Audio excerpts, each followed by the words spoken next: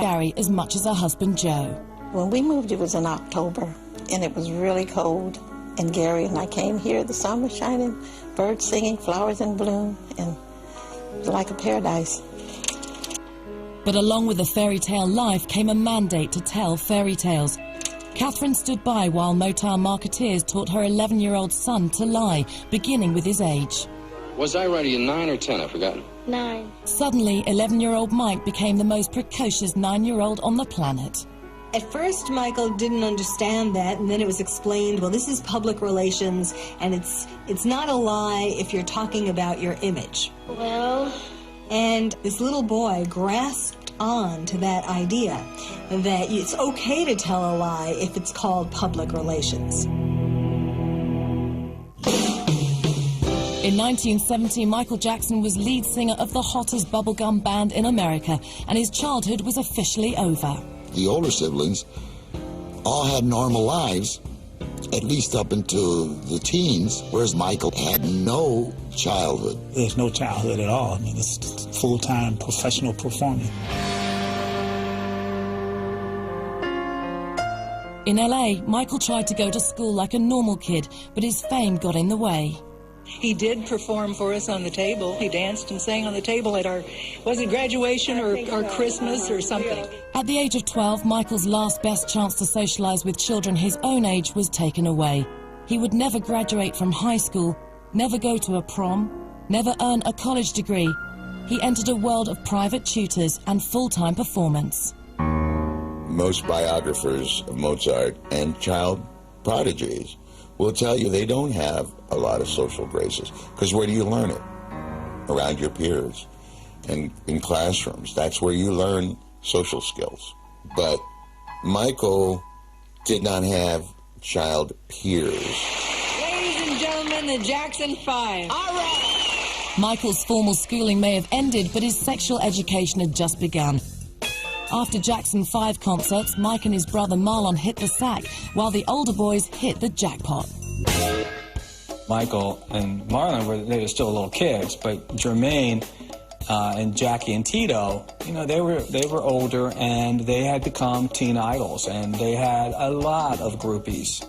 Jackie's wife, Enid, actually told me that when they were teenagers, they'd have a bunch of women just up in the room. The boys would have sex with the groupies while Michael and Marlon were in bed, you know, acting as if they were sleeping when actually they were listening or maybe even watching. I think that's the cleaned up version of what Enid told me. While the older Jacksons considered it good, clean fun, for Michael, the group gropes had lasting effects. Not only did Joe Jackson condone his son's sexual escapades, he did them one better, or worse.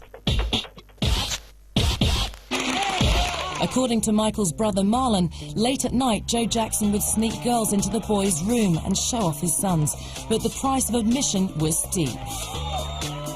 Joseph wanted to show some of these young ladies that he was a family man, you know, that, you know, here are my kids and they're famous and I did that, and now I'm going to do you. Joseph warned his boys not to tell their mother about his secret, and no matter how much Michael may have wanted to expose his dad, for the young Jehovah's Witness, his father's word was gospel. A key scripture that's read over and over again is to honor your father and your mother. If a child was to question their parent or not submit to their direction, then it could be viewed as a sin against God. And so it creates this atmosphere that it's best just to stay quiet. Michael was torn, disobey his dad and his God, or lie to his beloved mother. It was an impossible choice. Especially for Michael, because he was so tremendously sensitive to have that experience on the road and then go back to their God-fearing mother and, you know, not be honest with her. I mean, there was this dual thing going on in Michael Jackson's life from a very early age.